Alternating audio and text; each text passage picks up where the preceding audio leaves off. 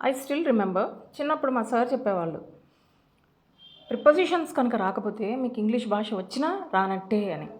So ఈరోజు క్లాస్లో మనం కొన్ని కాంపౌండ్ ప్రిపోజిషన్స్ వాటి అర్థాలు తెలుసుకుందాం.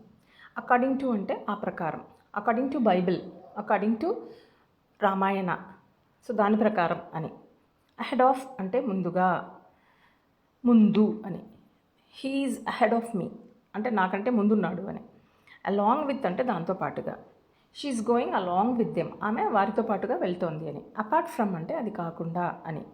యాజ్ ఫర్ అంటే ఆ విషయంగా, ఆ సందర్భంగా అని. యాజ్ పర్ అంటే ఆ ప్రకారం అని. బికాజ్ ఆఫ్ అంటే అందువల్ల అని. ఫర్ ద సేక్ ఆఫ్ అంటే కోసం, కొరకు. డ్యూ టు అంటే వలన అని. డ్యూ టు రెయిన్స్ అంటాం అంటే వర్షాల వల్ల, ట్రాఫిక్ ఆగిపోయింది, ఇంకేదైనా. ఇన్ అడిషన్ టు అంటే అది కాకుండా లేదా దానితో పాటుగా అని. ఇన్ ఫ్రంట్ ఆఫ్ అంటే దాని ముందు అని.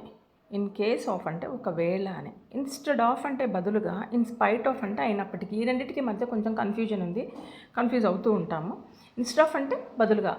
Instead of me my mother went to the market, నా బదులుగా మా అమ్మ వెళ్ళారు.